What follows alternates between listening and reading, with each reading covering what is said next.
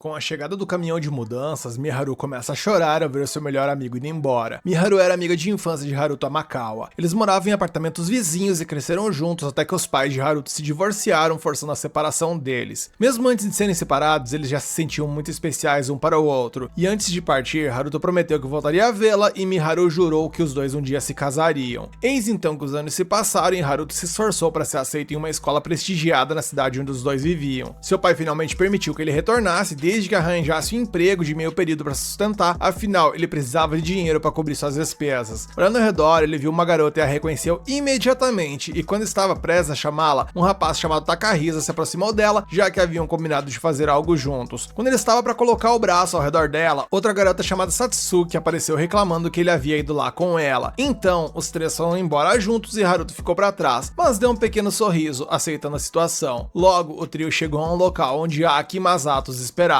Satsuki comentou o quanto eles haviam crescido e Masato respondeu dizendo que a garota havia ficado ainda mais bonita, o que deixou Aki nervosa e Satsuki radiante de felicidade. Eles estavam reunidos para celebrar mais um ano de escola. No entanto, naquele mesmo dia, os cinco foram transportados para um mundo alternativo. Durante o processo, Aisha percebeu algo estranho e rapidamente alertou Haruto. O restante do grupo estava perdido naquele universo bizarro, sem ideia de onde tinham parado, e para piorar a situação, não havia sinal de telefone e de repente um homem enorme com uma espada se aproximou deles. Enquanto isso, Haruto estava indo para o sudeste, guiado por Aisha. No caminho, ele encontrou uma estranha nuvem mágica e decidiu investigá-la, e no meio da névoa, ele encontrou um celular rosa. Em outra parte daquele mundo, em um acampamento cheio de homens armados, os adolescentes recém-chegados foram jogados em uma cela com vários outros, exceto Miharu, que foi levada por um homem de cartola. Ela tentou se comunicar com ele, mas ele falava uma língua diferente. Aki gritou pra amiga, mas um soldado bateu nas grades para silenciá-la. No meio de tudo isso, Haruto viu uma fumaça ao longe e foi em direção a ela. E lá era o local onde o grupo da Terra havia sido levado. E assim que os guardas notaram que um estranho se aproximava, um deles assoviou para alertar os outros. Eles rapidamente cobriram as gaiolas com lonas para esconder as crianças aprisionadas, justo quando Haruto chegou, procurando pela pessoa que havia deixado cair o celular que ele encontrou. O homem de cartola, que parecia ser o líder daqueles caras, afirmou que nunca havia visto aquele telefone em sua vida. Ao avaliar essa situação, Haruto percebeu que iniciar uma briga naquela situação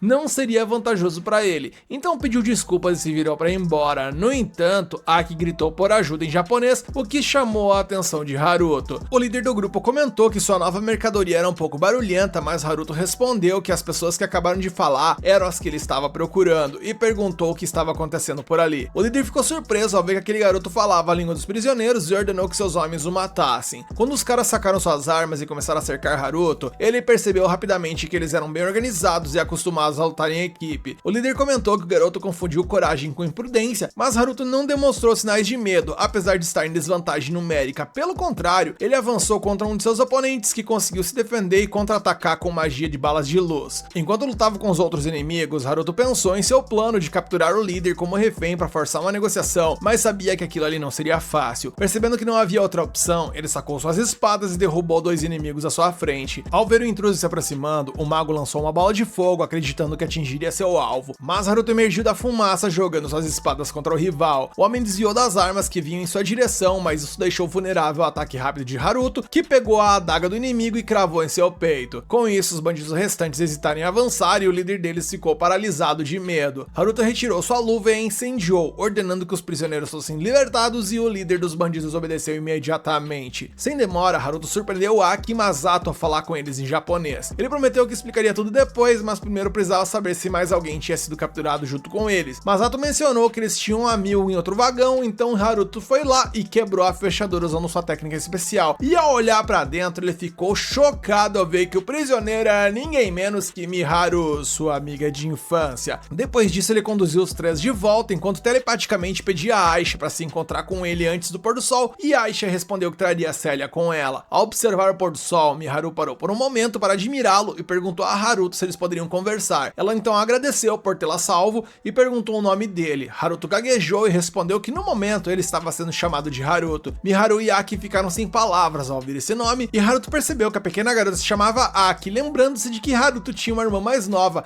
embora eles não se vissem há muito tempo. Para confirmar, ele pergunta se há algo errado, mas Aki respondeu que não. Masato então perguntou por que Haruto não tinha sobrenome e se apresentou como sendo Masato, irmão mais novo de Aki. Haruto refletiu que Amakawa Haruto não tinha o irmão mais novo novo e Masato também não carregava o sobrenome Amakawa. Deduzindo então que talvez a mãe de Haruto tivesse se casado novamente e tido um filho com outro homem, e com isso em mente, ele perguntou o sobrenome de Aki, e ela disse que também era Sendo. Haruto prometeu explicar por que não tinha um sobrenome assim que chegasse a um local mais confortável, e sem perder tempo ele encontrou um local adequado e usou sua habilidade de desfazer para erguer uma grande pedra do chão que continha sua casa dentro dela. Nesse momento Aisha chegou com Célia falando em italiano, que é a linguagem desse mundo. Célia ficou feliz ao ver o seu amigo novamente e Haruto apresentou os habitantes da Terra, explicando que Célia já havia sido sua professora. E após as apresentações, Aisha beijou a amiga na testa, provocando uma reação mágica. Em seguida, ela repetiu o gesto com Miharu, criando uma conexão temporária que permitiu que elas compreendessem a língua uma da outra. Haruto ficou surpreso ao descobrir que Aisha poderia fazer aquilo e ela explicou que só era possível porque ele entendia ambas as línguas.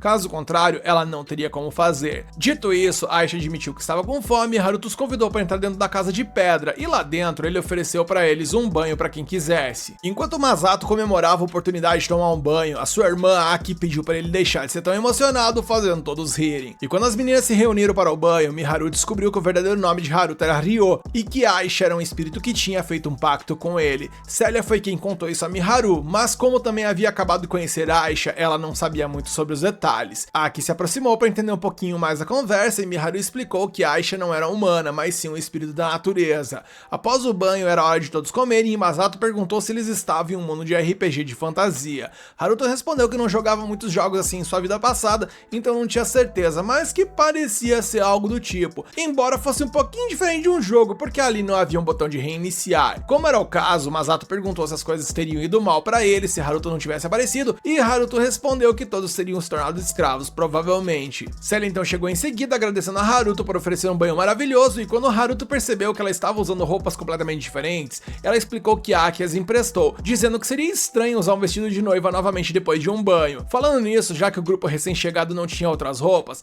Ryo decidiu que compraria mais itens essenciais no outro dia, e Miharu lembrou que eles não tinham dinheiro, mas Ryo ofereceu-se para cobrir qualquer despesa necessária por ali. Célia perguntou onde fariam as compras e Ryo sugeriu a Mandy como um bom local. Célia ficou contente com a ideia e se perguntou se seria possível vender seu vestido de noiva para conseguir mais dinheiro, mas mais uma vez Ryo disse que não precisavam se preocupar e com isso convidou a todos para comer. Ao ver a mesa cheia de comida, Célia perguntou se Ryo havia preparado tudo e ele confirmou. Durante a refeição, Ryo soube que o grupo foi trazido para aquele mundo por um fenômeno causado por magia de invocação. Miharu perguntou se havia alguma forma de voltar para a Terra, mas Haruto admitiu que não tinha uma resposta para isso, pois essa situação era muito diferente da sua própria reencarnação naquele mundo. Aki comentou que Haruto havia morrido em um acidente de trânsito quando era universitário e perguntou se essas memórias voltaram para ele quando ele era criança nesse mundo. Ryo confirmou que sim e explicou que por isso acreditava que sua experiência não era de grande importância para os recém-chegados. Célia refletiu sobre tudo e concluiu que os 6 pilares de luz que viram, junto com os eventos desse ano, o ano 1000 da Era Sagrada,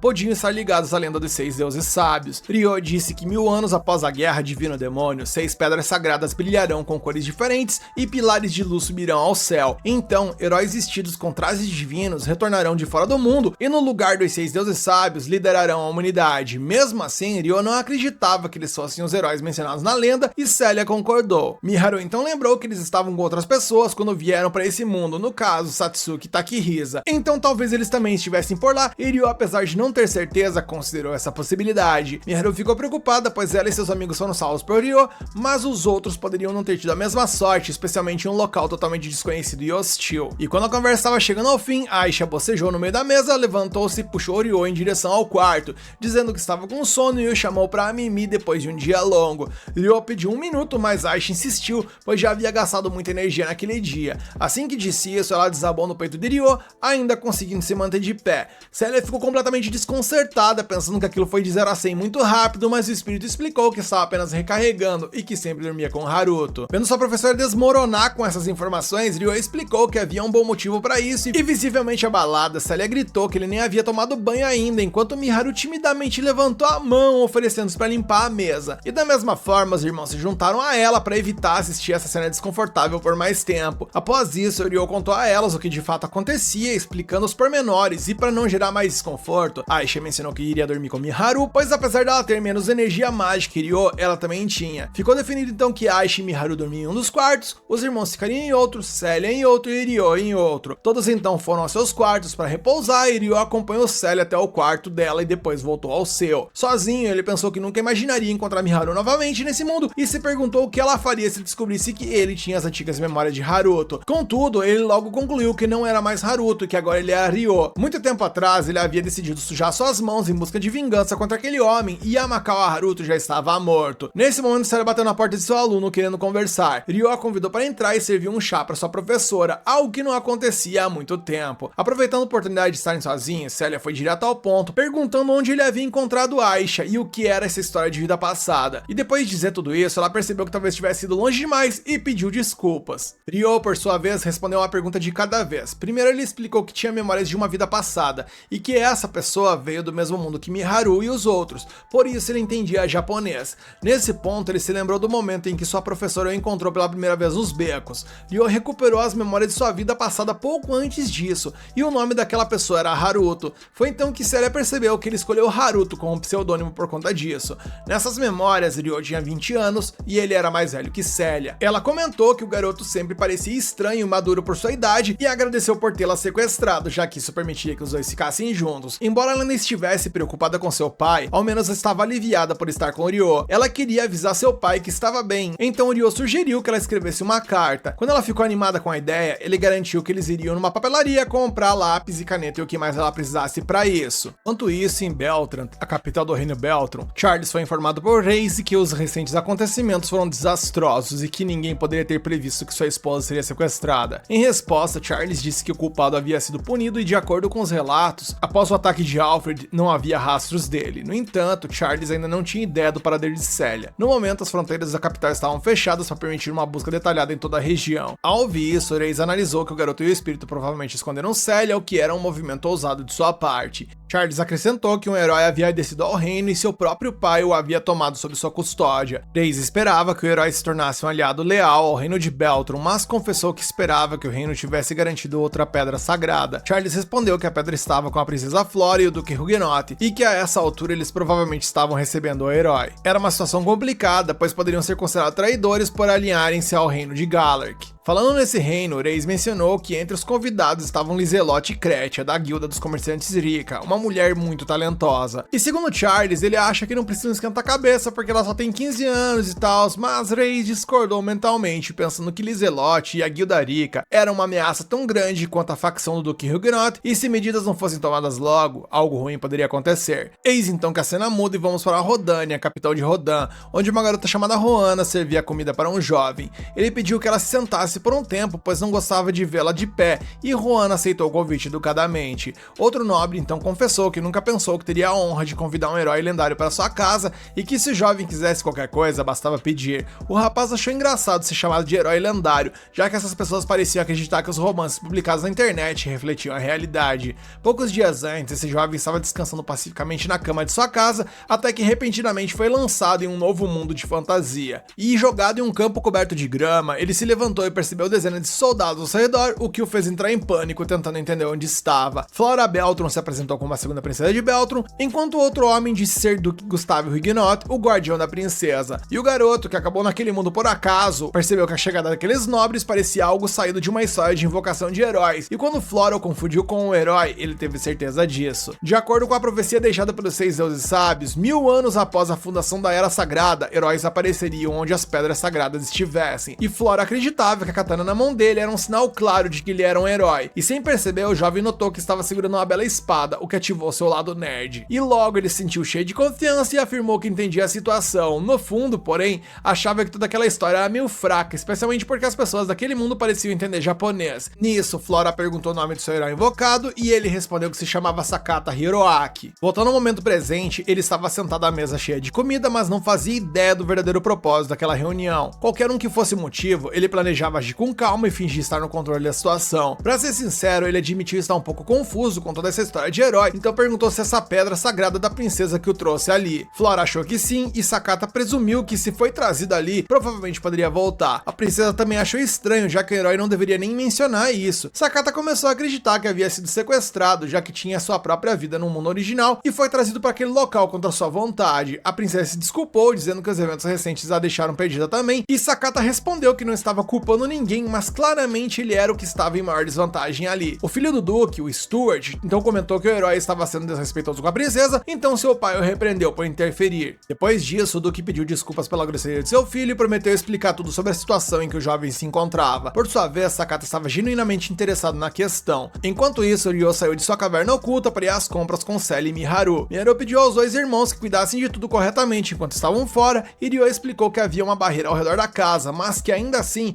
eles não deveriam tentar sair. De repente, Aisha apareceu e pegou Sally em seus braços, voando pelo céu. Os irmãos assistiam maravilhados, enquanto Ryo perguntou se poderia carregar Miharu da mesma maneira, e assim que ela aceitou, os quatro estavam voando pelo céu, e Miharu estava encantada com aquilo. Sally perguntou a Aisha o quanto ela sabia sobre Ryo, e ela respondeu que sabia praticamente sobre tudo, já que as memórias de Haruto fluíam para ela através do pacto que eles tinham. Em outras palavras, Aisha e Ryo compartilhavam essas memórias com suas consciências profundamente conectadas, o que era a natureza de um pacto com espíritos dada a proximidade deles. E com isso, Sally admitiu se sentir um pouco desconfortável com o fato de Aisha conhecer um lado de Ryo que ela mesma não conhecia. Mas o espírito a tranquilizou, explicando que Haruto havia mudado e que estava, aos poucos, aprendendo a confiar nas pessoas. Ela acrescentou que se Haruto agora conhecia pessoas boas, era graças a Célia, pois quando ele estava completamente sozinho, foi ela quem se aproximou dele. E quando chegaram ao destino, Ryo explicou a Miharu porque ela precisava chamar Célia de Cecília. Era justamente para tentar evitar que ela fosse reconhecida e tal. Era também o momento de todos mudarem a cor do cabelo antes de entrar na cidade, para evitar problemas, e com isso feito, eles entraram em Amandi, a cidade mercantil do reino de Galark. Em certo ponto, Miharu perguntou por que havia uma fila tão longa na rua, e Ryo explicou que era por conta de uma loja de manju, uma especialidade local. A Guilda Rika oferecia uma variedade de alimentos e doces que se assemelhavam aos da terra. Logo, o grupo chegou à Guilda Rika, onde foram recebidos por Chloe, que estava encarregada de atender os visitantes naquele dia. Ryo pediu a Chloe que cuidasse de suas amigas enquanto ele saía por cerca de 1 hora, e Célia aproveitou a oportunidade para experimentar algumas roupas no andar de cima. Enquanto Ryo cuidava de alguns assuntos, as garotas passavam o tempo na guilda, e Célia incentivou Miharu a experimentar algumas roupas também, apesar da extrema timidez dela. Mesmo constrangida, Miharu concordou e acabou experimentando alguns trajes junto com as outras. Enquanto isso, Ryo não encontrou pistas úteis e percebeu que as coisas estavam se movendo rapidamente, sem muitas opções. Chloe perguntou se Célia precisava de mais alguma coisa, e ela respondeu que gostaria de ver alguns itens de papelaria. Ryo então chegou e perguntou a Miharu se ela estava encontrando algo que gostaria de comprar, e então percebeu que ela estava segurando um sutiã. Ele rapidamente se virou e pediu desculpas. De qualquer forma, ele aconselhou Miharu a não se preocupar com ele e aproveitar as compras. Depois de dizer isso, Ryo se preparava para sair, mas Miharu pediu que ele experimentasse uma roupa que ela havia separado para ele. Quando ele a vestiu, ela percebeu o quão bem lhe caía, e todas as outras garotas concordaram. Vendo isso, Ryo decidiu ficar com a roupa, já que estava ficando sem opções em seu guarda-roupa, e Chloe mencionou a promoção em roupas masculinas. Se ele comprasse outra peça, ganharia um desconto. Ryo elogiou as habilidades de venda da Guilda Rika, e Célia perguntou se ela poderia escolher a próxima roupa para ele.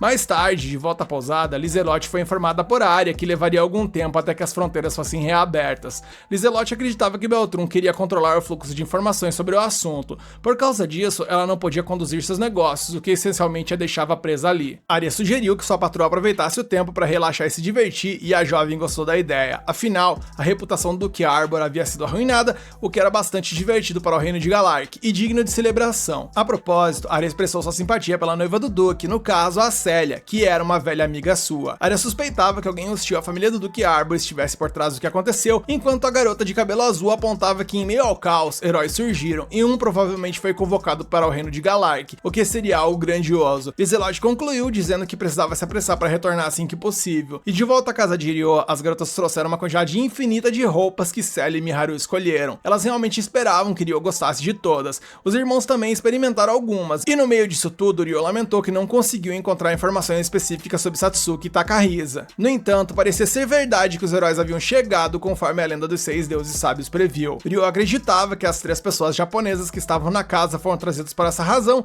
junto com Takahisa e Satsuki, que talvez tivessem vindo como heróis. Na profecia, há 6 heróis, e talvez aqueles 2 estivessem entre eles. Ao perceber que seu irmão mais velho poderia estar nesse mundo, Aki e Masato expressaram a intenção de procurá-lo. Ryo entendeu a preocupação deles, mas enfatizou que precisavam aprender a língua e os costumes daquele mundo antes de se aventurarem. E falando em partir, Ryo mencionou que conhecia algumas pessoas confiáveis, no caso, os espíritos, e acreditava que eles poderiam oferecer conselhos valiosos. Aisha, cansada de tudo, só queria comer, e Ryo concordou que era hora de preparar a comida. Miharu se ofereceu para ajudar, e Ryo aproveitou para anunciar que teriam comida japonesa naquela noite. E observando os dois cozinhar, Masato lembrou-se de como Miharu sempre se sentia desconfortável perto de homens, mas parecia não se importar com Haru Haruto. Por fim, Celia se juntou, ansiosa para aprender a cozinhar, e não demorou muito para que a equipe de cozinha preparasse uma refeição deliciosa. Depois, vemos Ryo partindo para a aldeia dos semi-humanos e todos o aconselham a tomar cuidado no caminho. Masato afirma que será fluente em australiano quando ele voltar e Ryo pede a Aisha para cuidar de todos por ele. Ela concorda e Ryo tira uma pedra de seu armazenamento usando-a para teletransportar para a aldeia dos semi-humanos. Ao chegar à aldeia dos espíritos, ele encontra Latifa, que fica feliz em vê-lo novamente e o abraça. Ela dá boas-vindas a ele e ele pergunta se ela está bem. Ela afirma que está, e Sara, Alma e Ophilia também vêm ao encontro dele. Elas explicam que sentiram uma distorção na energia espacial, então imaginavam que ele poderia ter retornado. Ryo então diz que voltou dessa vez para consultar os anciãos sobre algo e Sara menciona que informará os anciãos imediatamente. A cena corta para Ryo explicando a situação aos anciãos e eles percebem que a torrente de mana anômala que chegou correndo ali veio da região de Strahl. Ryo menciona que isso pode ter sido resultado daqueles 6 pilares de luz e ele acredita que esses pilares eram algum tipo de magia de espaço-tempo. Ele especula que os pilares foram usados para convocar pessoas de outro mundo para esse lugar e informa sobre os rumores em torno de 6 heróis da região de Strahl. Ursula pergunta a Ryo porque ele acha que os heróis foram convocados de outro mundo e ele afirma que é porque ele acolheu um menino e 2 meninas que costumavam viver nesse outro mundo. Os anciãos perguntam se os 3 são heróis, mas Ryo diz que não, explicando que os encontrou em um lugar que não estava conectado aos pilares de luz. No entanto, eles estavam com 2 pessoas antes de serem transportados e ele acredita que essas 2 pessoas podem ser os heróis, e esses 3 foram pegos na convocação, levados ali por engano. Um dos anciãos então pergunta se ele conseguiu se comunicar com os de outro mundo e ele responde que sim, porque conhece a língua deles. Isso levanta várias perguntas à mente dos anciãos e Ryo explica que em sua vida passada ele também via nesse outro mundo. Os anciãos têm dificuldade em entender isso de vida passada e tal, e ele menciona que explicará isso em outra ocasião. Ele então espera que a explicação dada até agora seja suficiente para que eles entendam a situação e os anciãos concordam em deixar o assunto de lado por enquanto e ele diz que também tem um pedido a fazer. Eles obviamente afirmam que farão o que for possível para ajudar, já que é um pedido dele. E Ryo pergunta se seria possível deixar os 3 que ele mencionou, além de outra pessoa, na aldeia por enquanto. Eles pedem para ele falar um pouco mais sobre isso e ele explica que está procurando pistas de como devolver esses 3 ao mundo deles, mas será difícil agir enquanto as pessoas estiverem sob seus cuidados. Ele sabe que o povo da aldeia é muito mais qualificado do que ele quando se trata de magia de espaço-tempo e eles percebem o que ele está tentando dizer e concordam em acolhê-los. Um dos anciãos pergunta quem é a 4ª pessoa e ele menciona que é uma professora a que ele deve muito pelo passado e tal, e que ela estava sendo forçada a se casar, então ele a resgatou no dia do casamento. Os anciãos acabam rindo disso, achando que ele é um conquistador e concordam em cuidar de todos, mas com a condição de que os 4 manterão a informação sobre a aldeia em segredo quando retornarem à região de Strahl. Ryo concorda em explicar isso a eles e menciona que partirá amanhã para trazê-los de volta. A cena então corta para ele conversando com a Latifa a sós e ele pergunta se ela conseguiu entender a discussão de hoje. Ela afirma que sim, e ele se desculpa por falar sobre sua vida passada sem a permissão dela. Ele menciona que não teria sido capaz de explicar as coisas aos anciãos se não tivesse revelado isso, e ela pergunta se também deveria contar a ele sobre suas origens. Ryo diz que ela não precisa se forçar a fazer nada e ela pergunta se as pessoas de quem ele falou anteriormente são japonesas, e ele responde que sim, e ela pergunta se ele contou a ele sobre as suas origens japonesas. Ele menciona que sim, e que se não tivesse contado não teria como explicar a eles como consegue entender a língua deles.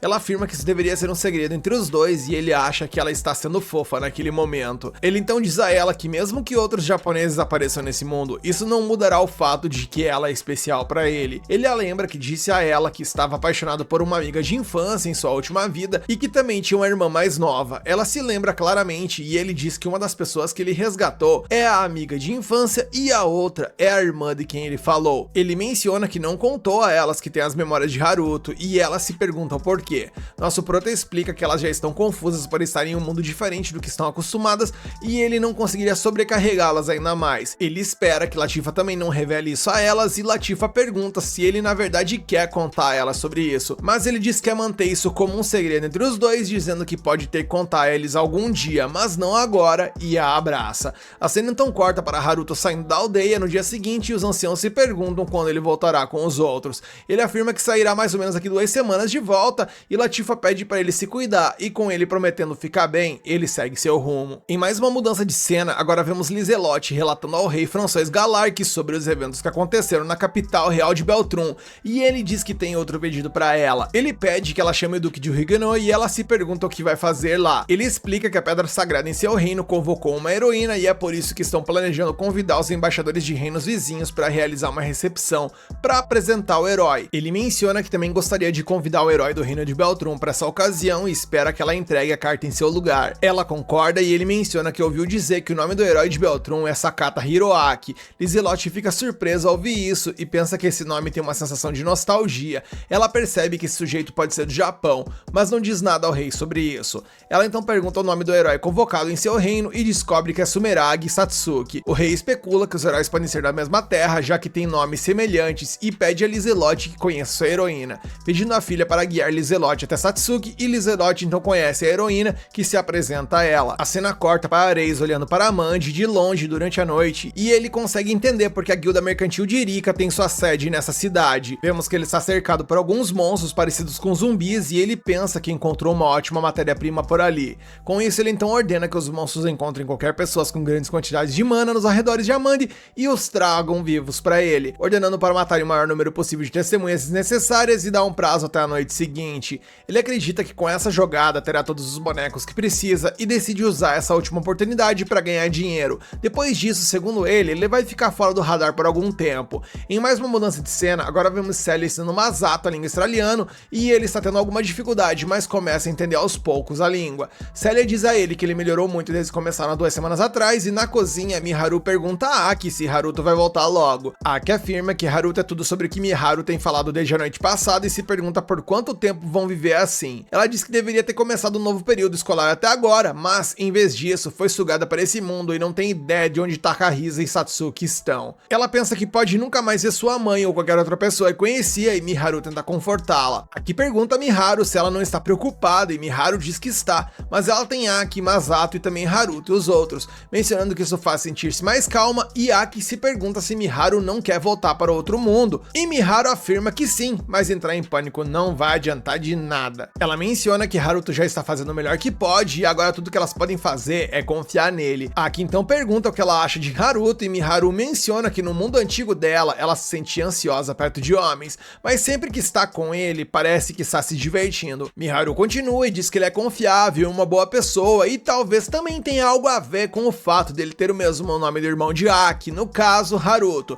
Aki nesse momento fica pistola ao ouvir isso e menciona que comparar Haruto com o irmão dela é simplesmente rude, afinal, aquele cara não presta, referindo-se ao seu irmão. Miharu então se desculpa e Aki faz o mesmo após perceber que se excedeu e sai pra fora pra se acalmar. Lá fora ela pensa que é uma idiota por culpar Miharu quando ela não fez nada de errado e se pergunta se Miharu ainda está apaixonada por Haruto, seu irmão, a quem ela chama de ser desprezível. E quando ela está totalmente perdida em seus pensamentos, Miharu aparece por ali. Ela então nota os monstros de antes na frente delas e as duas se perguntam o que são aquelas criaturas. Elas pensam que precisam entrar na casa e os monstros quebram a barreira tentando atacá-las, mas Aisha salva as duas. Ela então dispara contra eles e Masato consegue ouvir o barulho de dentro da casa. Ele se pergunta o que foi aquilo e Celia diz pra ele ficar ali enquanto ela vai verificar. As garotas perguntam a Aisha o que é aquilo e ela diz que era um monstro e que provavelmente foi atraído pela energia mágica da barreira. Ela percebe que o monstro ainda está vivo mesmo depois de levar o ataque dela e se lembra da promessa que fez a Ryo de proteger a todos. 2 dos monstros tentam atacá-la juntos e Aisha consegue parar um deles, mas os outros conseguem passar e Celia cuida deles. O monstro tenta atacar novamente, mas Haruto salta de cima para salvá-las e se desculpa por estar atrasado. Ele então percebe que o monstro que ele acabou de atacar é forte e pergunta a Aisha se ela sabe algo sobre eles. Ela diz que só sabe que eles se parecem em monstros e que o mais escuro é mais forte que os outros dois. Ryo então decide ir atrás do mais escuro e deixa os cinzentos para Aisha. Ela entende e ele impede o monstro mais escuro de fugir. O monstro ataca, mas ele desvia e consegue imobilizá-lo. Ele tenta ver se o monstro pode entendê-lo, mas descobre que não e o apunhala com sua espada. O monstro então diz algo a ele e morre, deixando para trás um cristal. Ao ver o cristal, Ryo pensa que aquilo deveria ser um monstro e nota que Aisha também derrotou os outros dois. Ryo então agradece a sua professora pela ajuda, mas mentalmente ele só lembra que aquele monstro ali pediu para ser morto por ele de alguma forma. Depois disso, Aki se desculpa por ter saído da casa, mesmo depois de Ryo ter pedido para não fazer isso, e Miharu também se desculpa, dizendo que Aki só saiu porque ela disse algo insensível a ela. E Ryo ali compreende tal e acaba até mudando de assunto, dizendo que sente um cheiro bom e se pergunta se eles estão fazendo um murais. Miharu diz que sim e Celia menciona que deveriam comer, pois ela está torada de fome e Masato concorda. Ryo também menciona que tá com o estômago colando nas costas de tanta fome e Miharu e Aki vão servir a comida, mas antes de saírem, Ryo informa a todos que eles vão mudar de casa em breve. Depois disso, vemos os monstros sobreviventes voltando para Ares com alguns humanos e ele percebe que um grupo está faltando. Ele se pergunta se eles foram mortos, por seus alvos e afirma que não é algo simples matar um grupo de revenantes. Ele acha que seus planos serão atrasados, já que o número foi reduzido, mas por enquanto ele decide apenas fazer mais bonecos, se perguntando quantos retornarão pra ele dessa vez. Nisso o episódio acaba e eu tô super ansioso pra ver como essa história vai se desenrolar. Você quer continuar acompanhando essa história aqui no canal? Então deixa aqui nos comentários que você quer a continuação, mete o dedo no like pra fortalecer esse vídeo e se inscreve e ativa o sininho pra fortalecer o canal. Enquanto isso, na Vila dos Espíritos, Latifa pensa sozinha sobre Ryo, mencionando que logo mais a pessoa que ele amou em sua vida passada, assim como sua irmã mais nova daquela vida e a professora a quem ele tanto tem apreço, virão para essa vila. Ryo mencionou que ela não precisa contar a essas pessoas sobre si mesma e sobre sua vida passada, mas sabendo que elas são importantes para o rapaz, Latifa considera ser honesta com elas. Nisso, o grupo de Ryo chega à Vila dos Espíritos e todos ficam impressionados com a rapidez da teletransportação e a beleza do lugar em que chegaram. Latifa e as outras meninas estão por ali para recepcionar os recém-chegados e os humanos ficam impressionados com a aparência das pessoas fera. Nisso, os habitantes locais se aproximam de Aisha depois de muito tempo sem vê-la e diante disso, Miharu se pergunta se Aisha é importante para aquelas pessoas e Ryo explica que aqui são considerados como os divinos, os espíritos das classes mais altas, aqueles que podem se materializar e se transformar em forma humana. Ao ouvir isso, Miharu pede 1000 desculpas por tratar os espíritos de forma tão informal, mas a própria Aisha pede para que não tratem ela formalmente. Enquanto isso, Célia se apresenta a Latifa depois de saber que ela é a irmã mais nova de Ryo e pede desculpas por sua ousadia, mas adoraria tocar a cauda da garota fera e faz seu pedido diretamente sem nem pestanejar. Com a concordância da garota fera, a professora não perde tempo em realizar o seu desejo. Aki então comenta que Célia parece gostar de coisas peludas, então Latifa sorri e responde que esse lugar pode ser o paraíso para ela. Ao ouvir isso, os recém-chegados ficam surpresos com essa habitante que falou japonês, então Latifa explica que assim como Ryo, ela também tem memória de sua vida passada e por isso se oferece para ensinar australiano aos visitantes. Ryo pergunta se a jovem garota fera tem certeza disso e ela responde que já havia decidido e que seus amigos e os anciãos estão cientes de sua decisão. Ela tomou essa decisão sabendo como é se sentir insegura por vir de outro mundo e isso seria uma forma de fazer os enviados se sentirem mais à vontade em um lugar onde eles nunca estiveram antes. Ela se lembra de sua infância desafiadora em Stral, onde teve grandes dificuldades de adaptação lá no seu início, que foi muito triste, inclusive.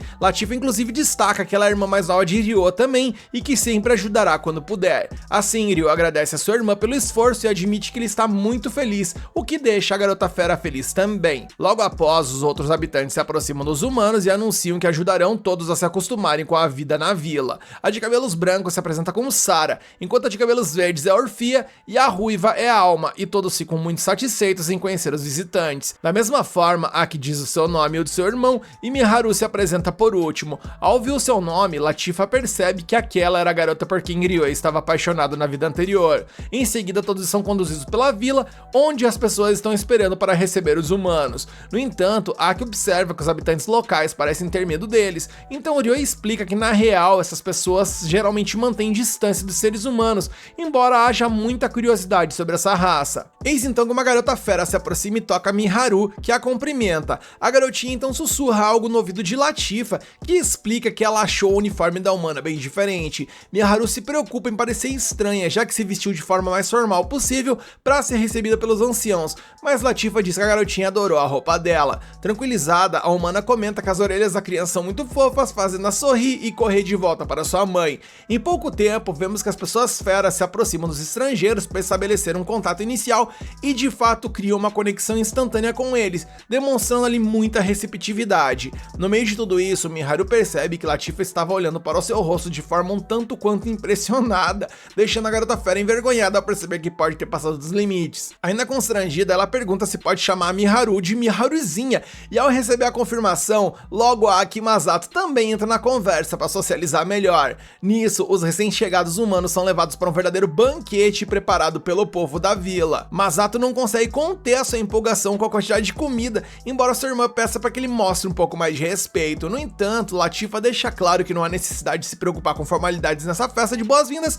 e pouco depois os anciãos chegam para conhecer os visitantes. Sildra afirma que a presença de Aisha deixa as pessoas de espírito muito felizes, enquanto Dominique se aproxima demais das crianças, e Úrsula pede ao seu companheiro para não assustar as crianças com aquele rosto carrancudo, e após ela mencionar isso, todos os presentes caem na gargalhada. Nesse momento, Dria surge por ali e expressa sua alegria com a chegada de Ryo e Aisha, e todos os moradores moradores da vila ficam encantados com a presença da entidade, e até o anoitecer os moradores e visitantes continuam bebendo, comendo e celebrando esse maravilhoso encontro. Para surpresa de Masato, os moradores prepararam uma comida chamada Inarizushi. Ele então chama sua irmã para comer. Aki não acredita que eles prepararam esse prato típico da culinária japonesa, mas Latifa explica que ela mesma cozinhou essa porção pessoalmente para que os japoneses se sentissem mais em casa. Dessa forma, eles se reúnem à mesa para reviver o sabor dessa comida, enquanto Latifa observa Ryo sendo bem tratado por todos. Sobre isso, Aki destaca que todos realmente gostam muito de Haruto e que ele é um ótimo irmão mais velho, e Latifa responde que tem orgulho de chamá-lo de irmão. Com isso, Aki baixa a cabeça e confessa que sente inveja, pois internamente ela reflete também que quer ver seu irmão em breve e se pergunta onde ele poderia estar naquele momento. Depois de pensar nisso, ela garante a Latifa que vai estudar muito bem a língua desse mundo. Após a festa, os humanos são levados para sua nova casa enquanto ficam na vila e todos ficam impressionados com o tamanho da residência. As mulheres fera explicam que eles podem utilizar o banho externo e depois descansar bem, e Masato fica super animado com esse banho. No entanto, ele acaba ficando de fora após perdendo pedra, papel e tesoura enquanto todas as meninas entram na água. Com isso, Masato se arrepende de não ter pedido para Haruto jogar no lugar dele, pois certamente o rapaz teria vencido. Porém, Ryo não tem tanta certeza disso, então o garoto desafia ele para uma partida para ver se o que ele tá falando é real, e vemos que o Masato acaba ganhando porque Ryo escolheu tesoura enquanto Masato escolheu pedra. No banho, Miharu olha para as estrelas visíveis no céu, enquanto Aki reconhece que realmente chegaram a um local incrível, mas ela teme que nunca mais voltem para casa. Nesse momento, Miharu até responde que um dia voltarão, mas as palavras de Aki instantaneamente pesaram o clima legal e todo mundo ficou cabisbaixo. Masato quer saber por que Haruto é tão forte em qualquer situação, mas o nosso prota explica que não é bem assim. E enquanto ele tem um breve flashback sobre o seu passado difícil, ele afirma que ele tem algo que precisa fazer, mas que para ter sucesso nessa empreitada, ele precisa ficar mais forte. E ouvindo isso, Masato confessa que também precisa ficar mais forte para proteger Miharu e Aki. Nesse momento, Latifa chega e anuncia que o banho já está pronto, então Ryo chama o menino para se juntar a ele. E enquanto isso, Celia encontra uma carta na mesa ao voltar da água. Na manhã seguinte, ela encontra Ryo treinando com sua espada na floresta e aproveita para pedir desculpas por fazer ele esperar por tanto tempo, mas pelo menos seus amigos estão se acostumando rapidamente à vila. Portanto, ele anuncia que entregará a carta aos pais de Celia. Comovida, a professora pergunta se o jovem não está se sobrecarregando, pois está se esforçando muito para devolver Miharu e os outros ao mundo de origem. Além disso, ele pretendia erguer uma lápide aos seus pais, mas ter que salvar Celia parece ter atrasado todos os seus planos, e por essa razão, ela diz que Ryo não precisa mais fazer nada por ela.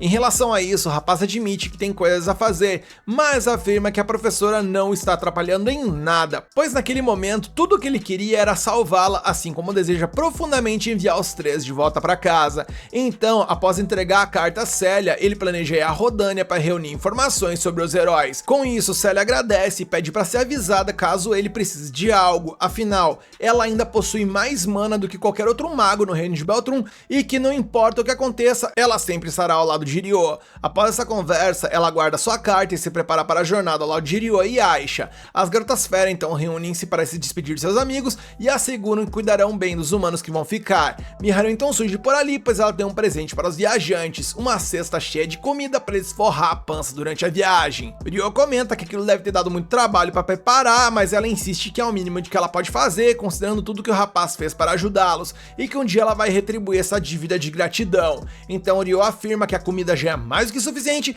enquanto Sara e Alma a provocam, destacando que Miharu se esforçou muito para preparar toda aquela comida, como se fosse uma boa esposa, enquanto Masato garante que trabalhará duro enquanto o Ryo estiver fora. Com isso, o trio parte para sua jornada, enquanto Latifa expressa seu desejo de fazer os humanos fluentes em australiano para surpreender Ryo, Aisha e Celia. Enquanto isso, em Rodânia, Lizelotte pede a Hiroaki para comparecer à festa no reino de Galark. Enquanto escuta, Hiroaki nota que tudo sobre essa garota é extremamente bonito, seja sua aparência ou até mesmo sua voz. Além disso, ele sabe que Flora e Irona já estão em um nível altíssimo, mas essa situação com essa jovem nobre de um reino vizinho pegou ele completamente de surpresa, pois depois de tudo que aconteceu, ele sente que a personagem principal finalmente apareceu. Nisso ele cruza os braços e afirma que irá à festa, mas quer saber se Lizelotte estará presente. Quando ela confirma que esse é o plano, ele reafirma sua presença e ela demonstra sua empolgação em ver o herói de Beltrum por lá, deixando Hiroaki completamente apaixonado. Com a chegada da noite, Aisha e os outros chegam em Clea, a capital das terras do Conde Claire, onde Celia nasceu e foi criada.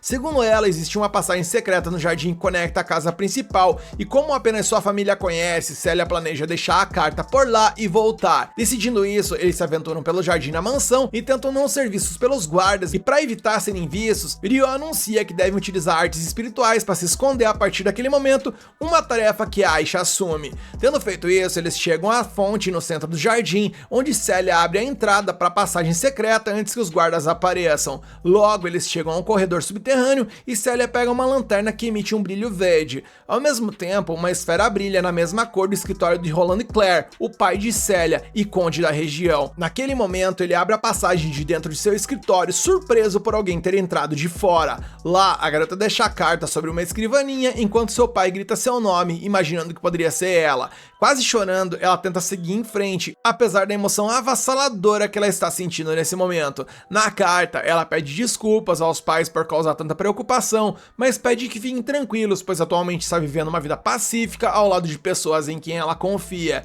Ela sabe que decepcionou seus pais ao abandonar seu casamento com a família Duke Arbor, mas deixou claro que está bem e que um dia retornará a Clea para explicar tudo. Mas até lá, ela deseja que seus pais cuidem de sua saúde, finalizando a carta mencionando que agradece pelo amor incondicional deles. Depois de ler a carta, Ryo e os outros estão prestes a deixar a mansão e Roland corre para fora e grita pelo nome de sua filha. Sem esperança de encontrá-la naquele momento, ele reflete que a garota não o decepcionou e promete que um dia verá sua amada filha novamente. Afastados dali, Ryo pergunta se Celia realmente não quer ver seu pai e ela explica que é melhor assim por enquanto. E em todo caso, o rapaz assegura que um dia eles vão voltar e que tudo vai ficar bem. Então a garota enxuga suas lágrimas e acredita que isso realmente acontecerá. A cena então muda e vemos que Lizelotte está viajando com Arya. Eis que durante o voo ele sofre uma baita de uma turbulência por um dragão que apareceu por ali, o que provavelmente fará com que eles precisem fazer um pouso forçado na cidade mais próxima. Na manhã seguinte, um dragão sobrevoava os céus de Nor, o território do Duque Kretia. Próximo dali, a bordo de uma embarcação, o capitão percebeu que voar até Amandê poderia ser perigoso, então decidiu fazer um pouso de emergência. Lizelotte o elogiou pela sábia decisão e ele se sentiu honrado com suas palavras. Enquanto isso, Arya chamou a atenção de Lizelotte para o que parecia ser o dirigível encantado da família do Duque Huguenot. A cena evolui e vemos então que a tripulação de Lizelotte é recebida pelo baronete Boxa e também pelo herói Sakata Hiroaki, que perguntou se Lizelotte havia encontrado o herói de Beltrum e ela confirmou que sim, e informou que havia entregue um convite ao herói também. Após essa breve explicação, ela questiona por qual motivo toda a patota está esperando por eles por ali,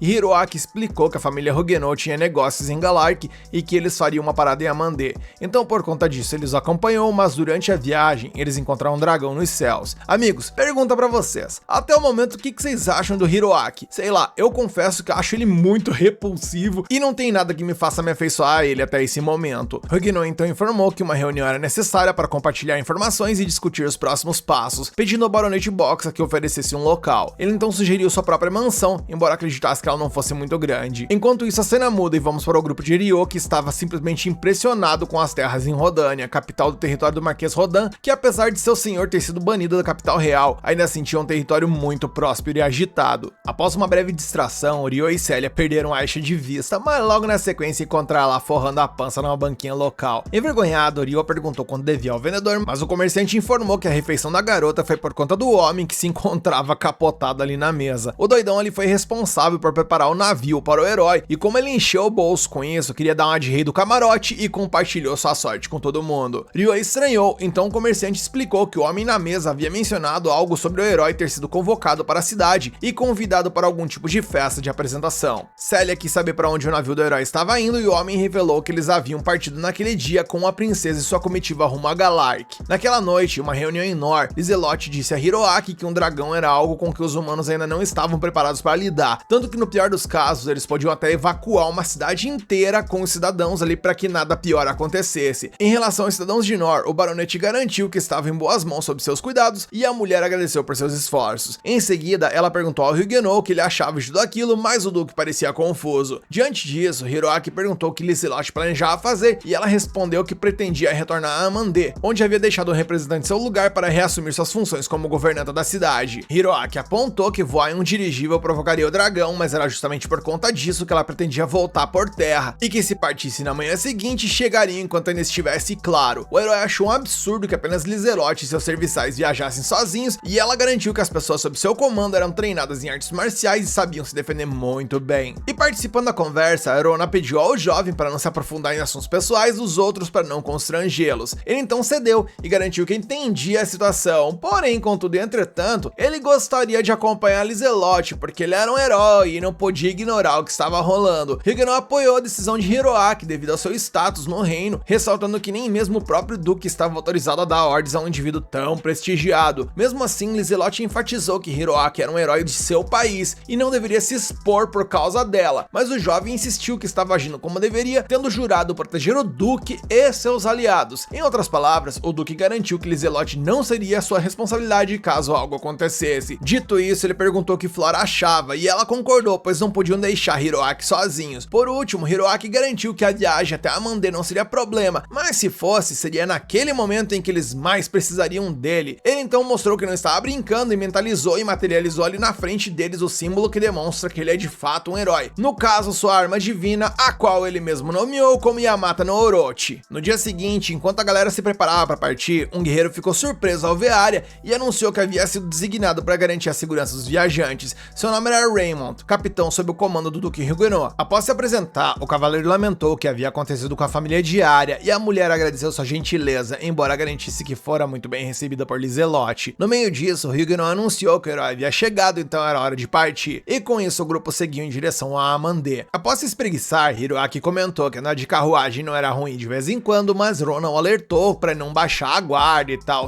E Lizelotte mencionou a Flora, que ela parecia não estar acostumada a andar de carruagem em estradas esburacadas, então seria bom avisar caso se sentisse enjoada ou algo do tipo. Mas a garota de cabelos roxos explicou que apenas não era muito de falar e achava mais relaxante ouvir as pessoas conversando. Ainda assim, Lizelotte se desculpou se estava sendo muito invasiva, mas realmente gostaria de conversar com a garota, pois havia muitas coisas que ela gostaria de saber sobre ela. E demonstrando felicidade, Flora se mostrou disposta a conversar, então Hiroaki interveio e pediu para não esquecerem de incluí-lo no assunto. Sério, eu não gosto desse cara. No entanto, Arya ordenou que a carruagem parasse devido à presença de um monstro e ordenou que os lutadores formassem posições de batalha. Em seguida, outro servo de Lizelotte acionou uma alavanca no veículo que ativou um sistema de defesa na carruagem, isolando os passageiros lá dentro. Olhando ao redor, os soldados não conseguiam ver os monstros, então Arya alertou que havia um número absurdo deles escondidos na floresta. Mesmo achando estranho que essas criaturas tivessem aparecido tão repentinamente, ela ordenou que os guerreiros levantassem seus escudos para protegerem-se de uma chuva de pedras arremessadas pelos inimigos, enquanto ela e os outros conjuravam uma barreira mágica para evitar serem atingidos. Raymond ordenou que os feridos fossem levados para perto da carruagem e pediu ao Duque Huguenot para não sair do interior. Arya pediu ao capitão que posicionasse a defesa na frente com ela, enquanto um soldado informou ao oficial que havia monstros na estrada atrás deles, e com isso centenas de inimigos começaram a aparecer sem parar. Arya então pediu que Lizelotte se mantivesse segura dentro da carruagem, pois ela deveria suportar algumas pedras jogadas. Em seguida, ela disse às outras que estavam por ali que eliminaria os inimigos à frente, e quando iniciasse o ataque, seus companheiros deveriam reduzir suas barreiras e avançar individualmente, e após estabelecer uma estratégia, Arya lançou o canhão mágico contra os monstros, destruindo muitos deles. Então ela avançou em alta velocidade contra hordas intermináveis, continuando a eliminar inúmeros oponentes. Observando isso, seus companheiros entenderam porque ela era chamada de Princesa Caçadora de Cabeças. A segunda em comando então ordenou que suas 4 parceiras cuidassem do outro lado do conflito, enquanto ela, Natalie e Chloe lidariam com essa parte. E falando diretamente com Chloe, ela instruiu que a guerreira ficasse atrás dos cavaleiros e derrubasse os monstros mais fracos, utilizando seus ataques mais incisivos ali, tomando cuidado para não atingir seus próprios aliados. Em seguida, a líder juntou-se a Natalie para atacar após ativarem a habilidade de encantamento físico, e observando o conflito do céu, um homem misterioso que tem tudo para ser Oreis refletiu que essa serva habilidosa deveria ser o braço direito de Lizelotte. Além disso, ele notou que a defesa de ambos os lados estava bastante forte e que os subordinados de Lizelotte eram muito capazes, embora ainda apresentassem fraquezas que poderiam ser exploradas. Enquanto isso, Hiroaki e os outros dentro da carruagem estão inseguros sobre como reagir a esse momento. E ansioso, o herói começou a demonstrar maior preocupação, então Lizelotte tentou acalmar o garoto, dizendo que estava tudo bem, pois aqueles do lado de fora eram guerreiros profissionais. Hiroaki observou que mesmo com tantos guerreiros profissionais, eles não haviam conseguido resolver a situação rapidamente, e Flora pediu ao garoto para confiar mais em todos, embora ele demonstrasse certa relutância, pois não conhecia aqueles soldados. Ao ouvir isso, Flora perdeu a calma e também mostrou aflição, então Lizelotte se aproximou, segurou sua mão e confessou que ela também estava com medo, embora se envergonhasse de admitir. E de qualquer forma, ela perguntou se estaria tudo bem segurar a mão da garota e Flora disse que sim. Aproveitando a estratégia de Lizelotte, Hiroaki também segurou a mão de Erona e garantiu que ele a protegeria com sua espada se algo acontecesse, e a garota reagiu abraçando o herói. Porém, algo extremamente pesado caiu sobre a carruagem, fazendo-a balançar avançar violentamente. Nesse momento, Hiroaki atingiu seu limite e convocou sua arma para lutar do lado de fora, levando Urona consigo. Flora comentou que ela e Lizelot deveriam seguir o herói, mas sua colega pediu que esperasse dentro enquanto verificava a situação. Ao sair, ela invocou sua barreira mágica e avaliou o imenso terror que estava escondido na floresta. Após isso, Lizelot puxou Flora e se reuniu com Hiroaki e Urona.